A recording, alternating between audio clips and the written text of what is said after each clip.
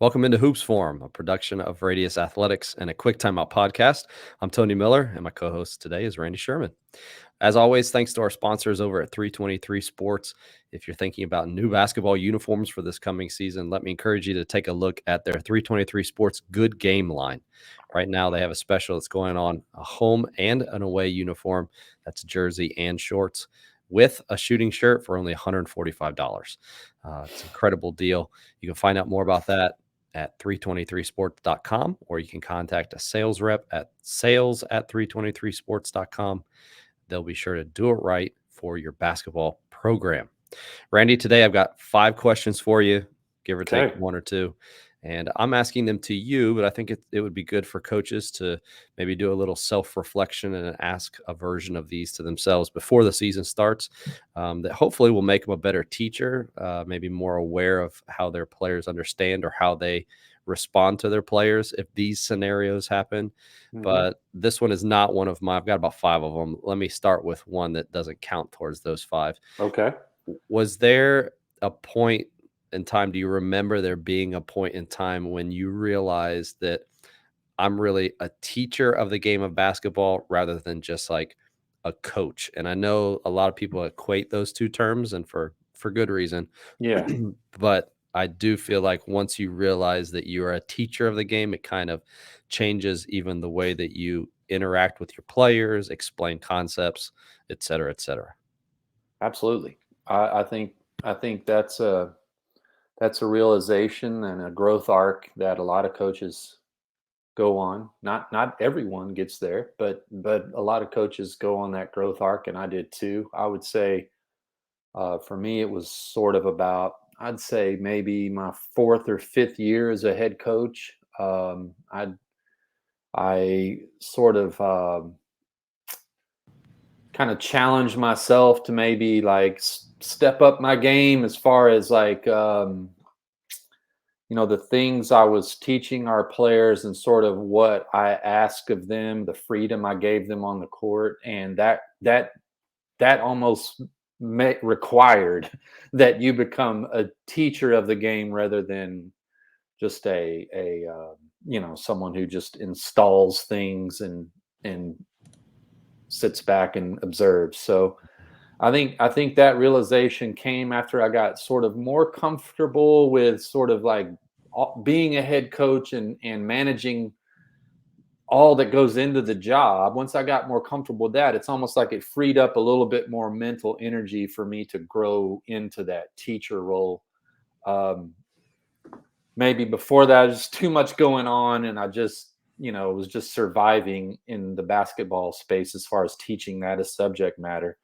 But when I got a little bit more comfortable with the job, I do think I was able to sort of challenge myself to step up the teaching. Mhm. We've referenced the book, you they haven't learned and or you haven't taught until they've learned. Hmm. And I think for a lot of young coaches, there is this idea of communicating this knowledge that I've gathered over the course of years or experience playing that I'm going to give to them. And now you're going to go do it Yeah, and we're going to win games. And the teacher realizes that there is this growth process that goes on and that takes time. And there's feedback that's given, and we tweak things, and then they learn and they continue to learn, and then we peak at the end of the year and yeah, we win some games or we win yeah, a championship yeah. or whatever. And um, it was almost like a change in perspective for me, I guess, and how I went about my coaching, that kind of changed my perspective on being a coach, being a teacher of the game. And I mentioned the feedback there. Hmm. uh, what does feedback look like for you during an on-court interaction with players? Like the feedback I would give to a player. Yeah. Okay. To aid and to help with the learning, and it could be a play, it could be a concept, anything. Feedback to me looks like, I guess you could say, descriptive, uh, quick.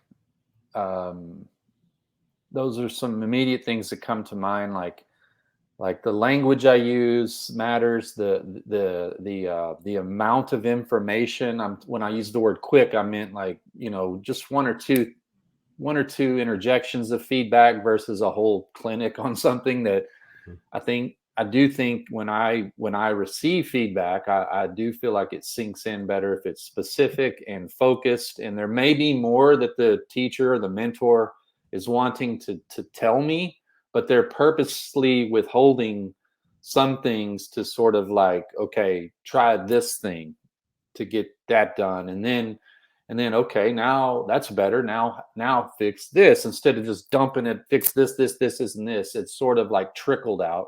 So that's what I would say what feedback would look like, or I would want it to look like, is quick, specific, and maybe some purposeful withholding of everything I want to correct all at once, to where we tackle things one at a time instead of just dumping tons of interjections on an athlete all at once.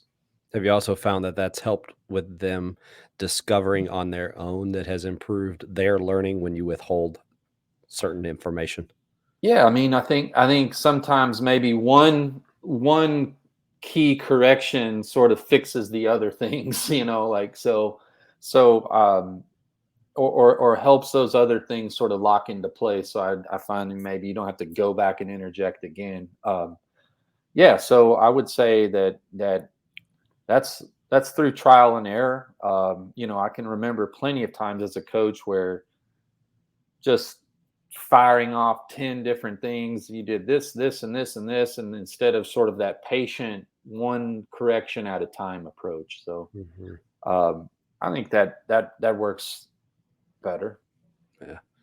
I'm realizing here my questions would probably be their own episodes, but we'll go ahead and go on to this may Yeah, spur yeah. spur some other things here. All right, so next one, let me ask you, what's the process? And this kind of builds on that one, but like, what's the process from getting your players to the point where they actually execute in games the things that you practice? Man, this is a great question. How to get players to execute what you practice.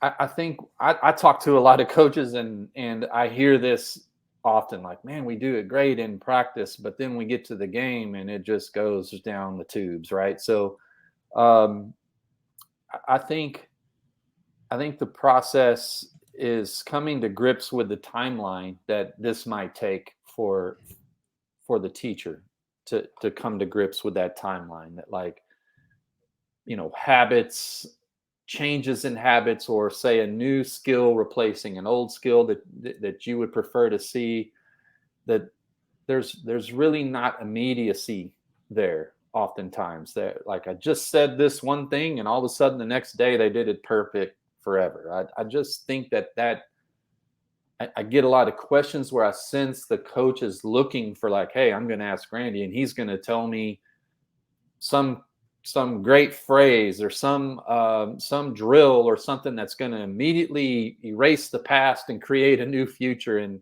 I just think that for the coach, the teacher, coming to grips that like new habits and things seep into your players' games, not not suddenly appear. They Mhm. seep in, like we saw, like two more jump stops when it used to be, then not it never. Yeah, you still, maybe played off one foot a couple times, but hey, I saw a couple of jump stops trickle into your game. I'm just using that as a random example, but um, I think getting that timeline down in the teacher's head would help with some of the turmoil we feel, that, like, there is probably no sudden thing I can say or do to create, like, sudden, you know, the past is the past. This is a new future. Um, I don't think it can be sudden. I'd Mhm. say the second thing would be, if oftentimes I see practices that don't look much like the game.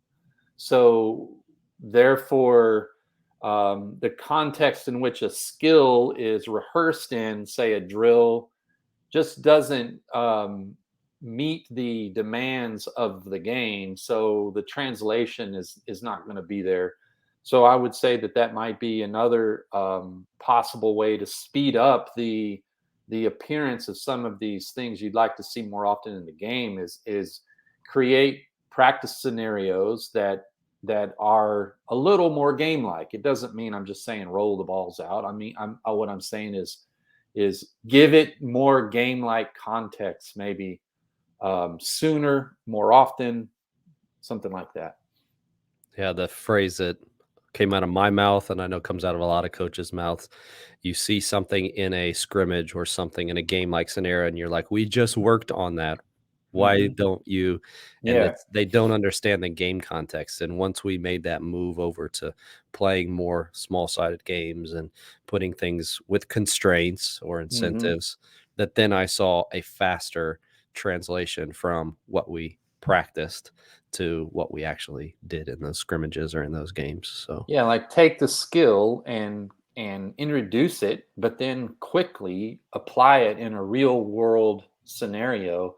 I think that increases your chances of seeing it happen in a game, but it's yeah. still, to me, the timeline is the variable that we kind of got to come to better grips with as teachers, that like it seeps into players, not Mhm. sudden injection. Yeah. And this may be kind of I have this as another question, but it may just kind of be more of the same. But what do you do then when they just don't get it? I think you look at regressing. I know this is a skill I learned after I left coaching and went into the sports performance world, of training athletes, in their strength and conditioning. In the strength and conditioning realm was this idea of progressing in exercise or a movement, or regressing an exercise or a movement.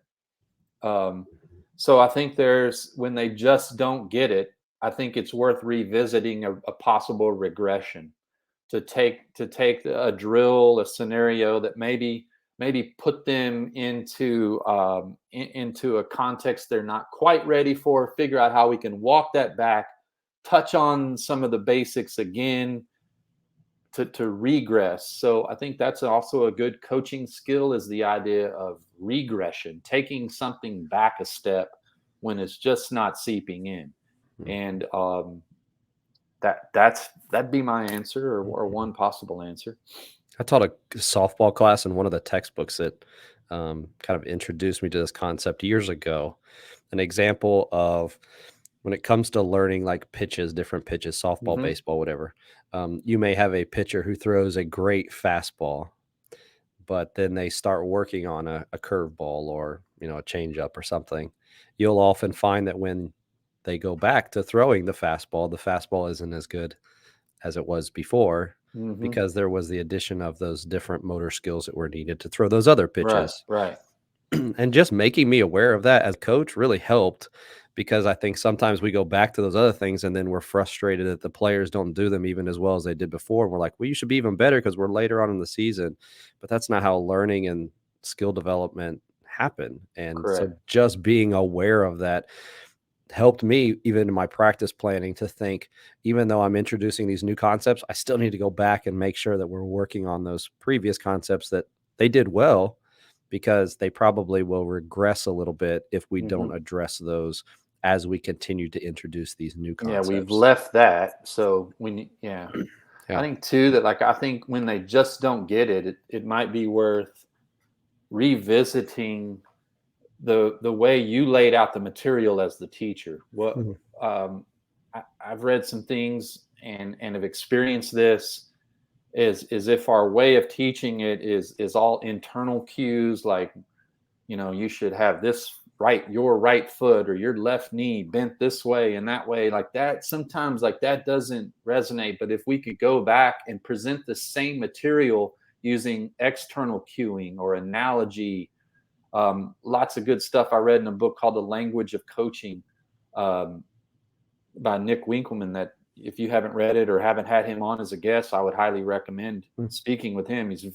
Wrote a great book about how the way we cue athletes helps them get things. And research shows that if I'm all everything coming out of my mouth has to do with a direction and a body part, like your right knee, your left hip, your like that, sometimes the learner has a hard time. But if I can make an analogy, like, like, you know imagine you're thrusting the ball over a 20-foot bar, like, then the pattern, the movement, the will sort of select itself.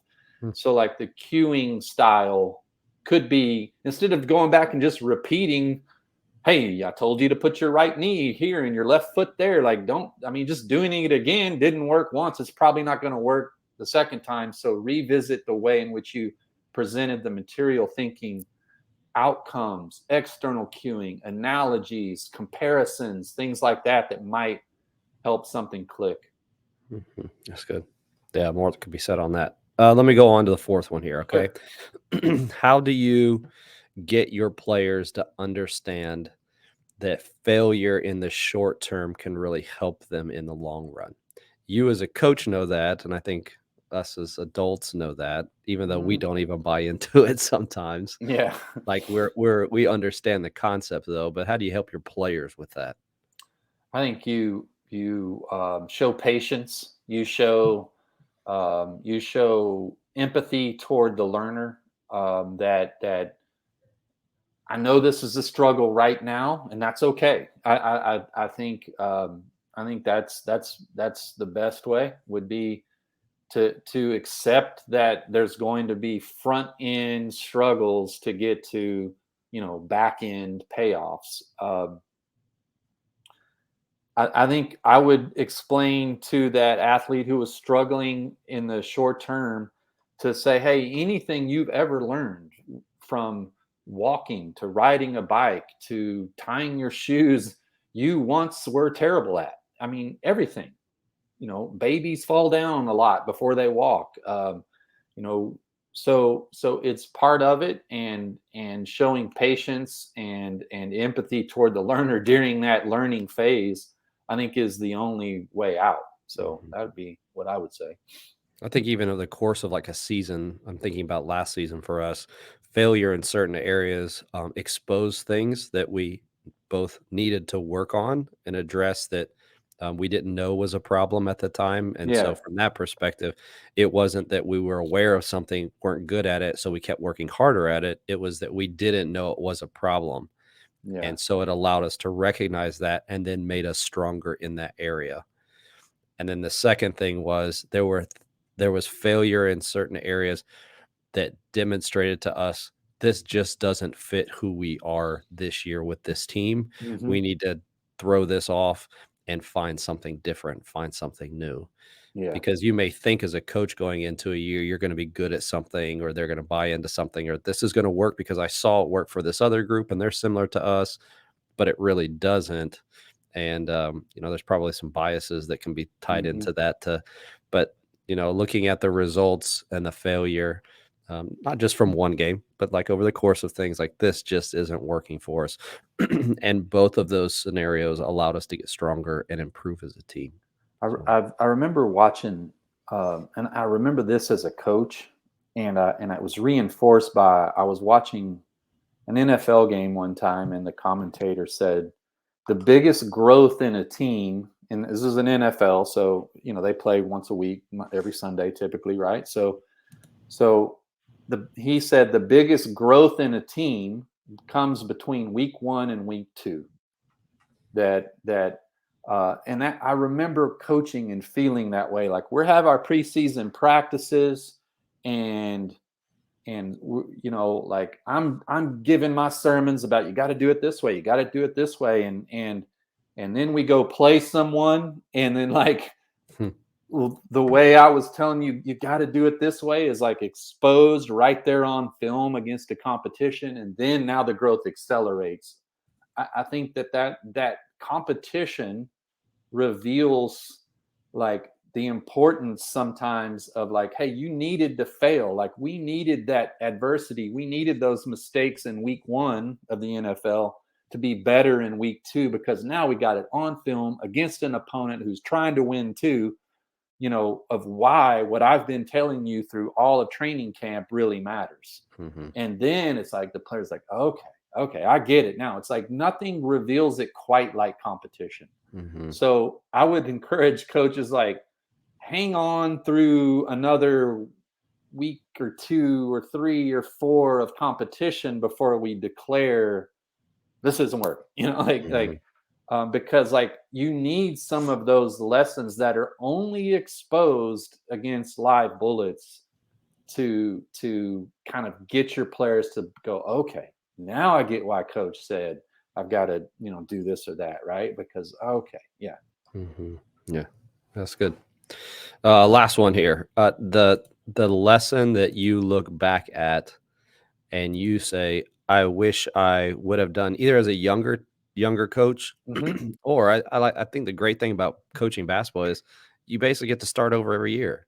Like Yeah, I know you're not starting necessarily. Hopefully, you're sure. not starting You over from get you ground get a zero. fresh start. Right. You get a fresh start every year, and that lesson that then allows you to start out that season or start out with that team or whatever that program, the lesson that you've learned strictly from a teaching perspective. So not X's and O's, not whatever, but from a teaching of the game point of view, what is the lesson that you feel like you want to improve on every year or you encourage coaches to think about?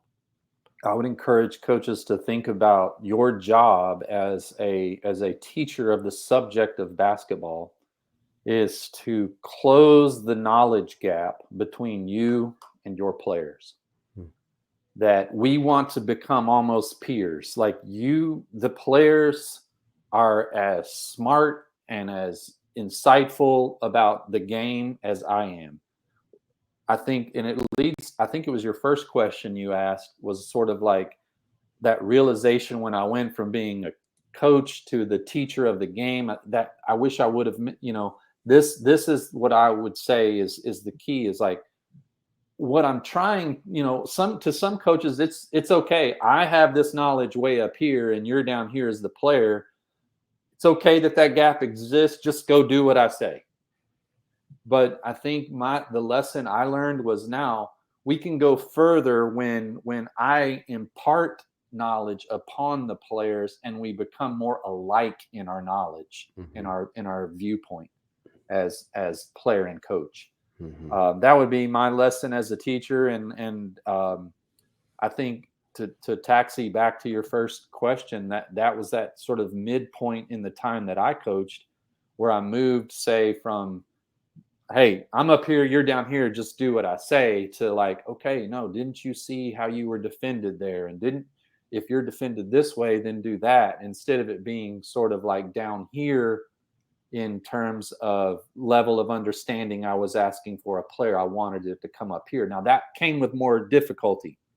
That I had to give freedom for mistakes. I had to give, our practices had to look way different and less tidy and clean. But I would say the lesson I would impart upon the teacher of any subject, and we're talking about basketball, would be your mission is to close the gap between your knowledge and your audience's knowledge. And in this case, that's basketball players. I think I've heard you say it before, but like you're kind of working to work yourself out of a job from Yes. the from a player's perspective. Like I don't want them to be reliant on me. I want them to be able to understand what we're trying to do and to be able to execute that without me having to lead their hand through all of it. Yeah, make yourself increasingly unnecessary. Hmm. Whereas at first, I'm highly necessary. You don't know a lot about basketball or this offense or this defense, but we're going to close that gap to where you can self-correct and you can, I know, coach, we should have done that, before you even have to interject. The players kind of like see the way you see. Hmm. Yeah. So there's 5 questions for you to ask yourself. I think it's great to be to be reflective of how you teach, how you coach the game. And a lot of us for improvement over the year think I need to add more knowledge. And those that have heard Randy talk, that's not, that's usually not the way to go. Well, I mean, I think you need to add more teaching skill. Yeah. Yeah. And knowledge is sometimes a part of that, but Sure. not always. You don't need a new press. You don't need to do a baseline out of bounds play. Probably just need to teach the one you've already got a little bit better. Yeah. Yeah, for sure. Good deal. Um, the email newsletter that came out this week, Hmm. some diving into. Why don't you tell them about the topic of that? I saw some defense. I haven't opened it yet. It's in my inbox still, but then Yeah. that will also allow us to kind of make people aware of what we did this last week together. So why don't you tell them Yeah. about that? you and I just completed a pressure man-to-man clinic on Tuesday night. So I just sort of, while that some ideas and materials from that discussion were fresh, I use them to write a blog about help side defense. I think that's probably a topic that's a little underwritten about or talked about in the deep. Everyone. It's easy to watch a game and see, oh, that guy's a great on the ball defender, or that guy's a great lockdown guy off the ball, or something like that. But like the nuanced viewer, or a coach's view is like, hey, sometimes it's that help side rotation or something like that really makes it go. And I wrote about just some basic, and then maybe some just sort of tricks of the trade of playing good help side defense, but nothing new, nothing revolutionary, but just maybe a shout out to help side that doesn't get talked about a whole lot.